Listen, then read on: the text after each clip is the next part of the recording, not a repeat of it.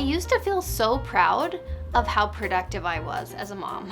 The checklist, the sparkling kitchen, I wore it all like a badge of honor.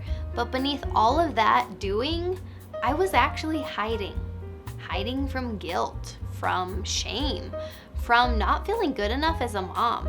And today I want to tell you what changed. So in this video, I'm sharing how my faith made me a more present mom. I went from constant busyness to real presence, and I'm sharing the coaching tool that helped me let go of performance and actually start enjoying motherhood. So if you have ever cried in the middle of folding laundry or felt like you needed to earn your rest by getting enough done first, this video is for you.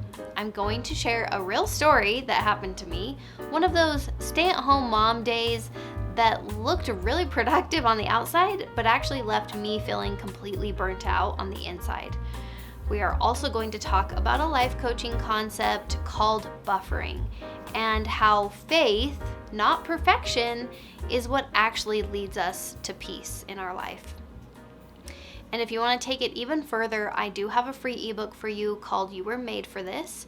It's written for Christian moms who really want to live more intentionally and be rooted with their divine nature and unique God-given strengths at the center of their homemaking. I can tell you more about that at the end of the video. So let me tell you about the day that I woke up with a very ambitious plan. I was going to finally tackle my bathroom and not just wipe the counters. Oh no, I was going in deep, like deep clean the shower, wash the rug, install new soap dispensers, organize under the sink, the whole 9 yards. Basically, get the whole room sparkling and new. And here's the thing.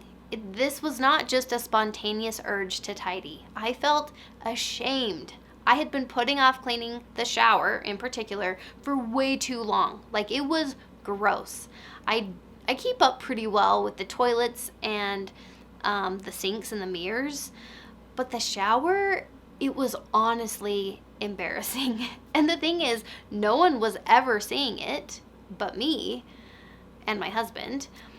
But I had this story in my head that said, you should be better than this. A good mom would not have let her house get this bad. If you were really on top of things, this would not have slipped. So I really felt this deep sense of shame, like the dirty shower was some kind of reflection of who I was as a person. So I decided I was going to fix this today by going above and beyond and doing an amazing job.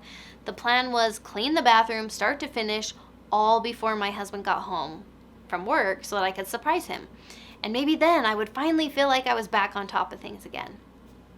But then real life kicked in, right? The kids needed snacks. I realized I had English muffin dough sitting on the counter, desperately needing to be addressed and cooked.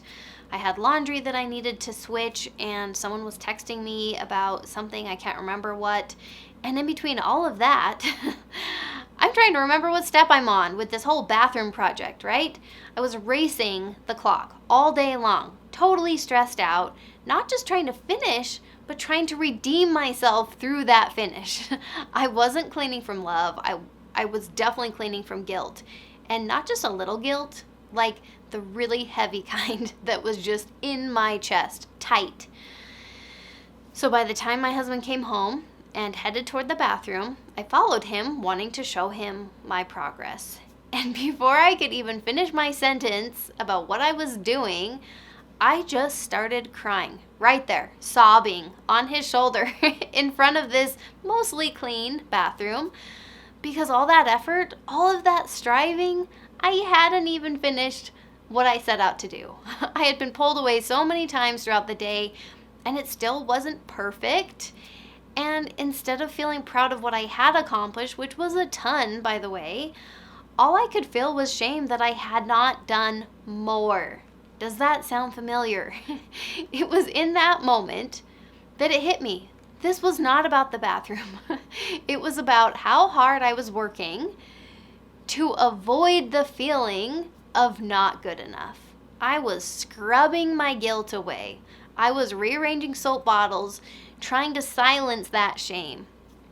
I was honestly desperately trying to earn peace. And instead, I had worked myself into emotional and physical exhaustion. And what I've come to realize since then is that day wasn't a failure.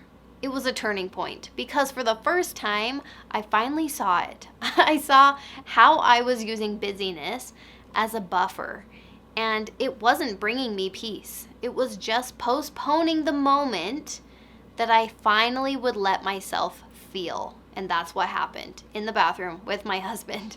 I was finally feeling what was already there, but I was trying to buffer against that. So in coaching, we call this buffering. Buffering is anything we do to avoid feeling our feelings. We can use food, we can use scrolling or overworking, or in my case, hyper productivity, to avoid feeling what we're actually feeling inside. I wasn't just scrubbing the bathroom, I was trying to get rid of that feeling, the guilt, the shame, my sense of inadequacy. And it's when we turn to something outside of us, a task, a habit, a distraction, to escape the discomfort inside of us. And it's incredibly common in motherhood.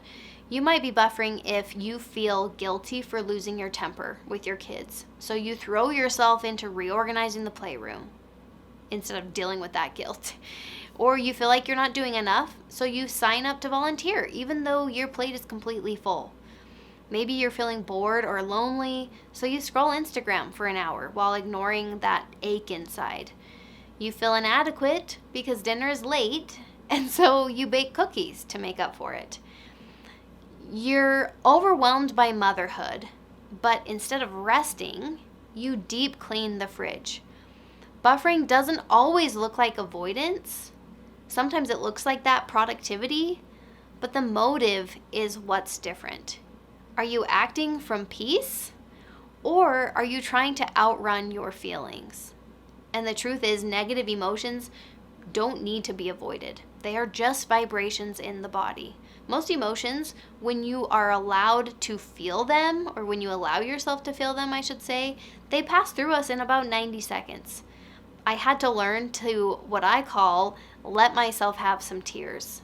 And that's what happened in the bathroom. I had to learn that. I had to learn that I could pause and feel that shame and that inadequacy, that embarrassment, whatever it is, without trying to fix it, without trying to make it go away. To feel that frustration without cleaning or without trying to do something to fix it.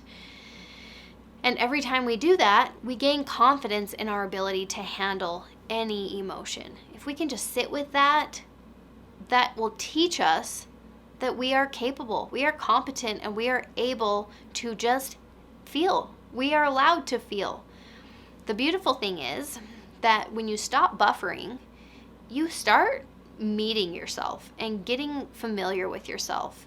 And that, surprisingly, is where the real beauty begins. Because when you slow down long enough to feel what you're really feeling, you begin to see your own limitations. You begin to notice what actually matters to you. Some moms love meal planning. Others do not. Some feel really energized by a clean kitchen. And others don't really notice the mess until maybe the weekend or when it really piles up. Some want structure. Others really thrive with simplicity. And here's the thing, we were never meant to be a carbon copy of that mom next door or that mom on Instagram. You were meant to be the woman God made you to be. It was slowing down long enough that allowed me to really hear the Spirit whisper, you are already enough. When we stop hiding behind the busy, we start listening. And when we listen, we can align our homes and our habits with the life that God is really calling us to create, a life that reflects our true values instead of our guilt. And it's our true values that will bring us real, actual joy. And that's something buffering can never achieve. That will never give you those true, lasting feelings. President Russell M. Nelson said, "The joy we feel has little to do with the circumstances of our lives and everything to do with the focus of our lives." For so long, I was focused on getting everything done, checking it off the list. But joy doesn't come, and certainly doesn't last, when the checklist is finally finished. if that even exists. It comes when I let myself slow down, when I allow emotions instead of avoiding them, and when I choose to be present even when the house isn't perfect.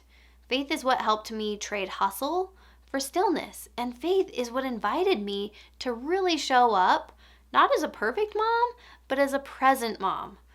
And I want you to know, your worth has never been tied to how productive you are. Your peace does not come from your performance. It comes from your presence and from your Savior. So what does this mean for you? If you've been hiding behind busyness, if you've been buffering with productivity or overcleaning or overpleasing, I want you to know that you are not alone. And I also want you to know that you can stop. It's a choice, and you can choose to feel your feelings. You can let yourself cry. You can let yourself have a less than perfect bathroom and a deeply peaceful sense of, I'm going to say, identity. When you know that you are doing your best, you are trying your hardest. And if the bathroom is dirty, that can be a gradual process. And I think that's the difference. When I'm buffering, when I catch myself just, oh my gosh, this is out of control, I'm going to ignore everything around me and just focus. And then by the end of the day, of course, I'm feeling terrible because I was really not too pleasant, is the bottom line. I want you to really discover that peace that can come when you can allow yourself to feel the feeling. I'm feeling so embarrassed. My bathroom is out of control, and acknowledge the reasons why it got that way, right? Well, this thing happened, and well, this and this. That is so much better than just trying to think that I can fix it and make it go away.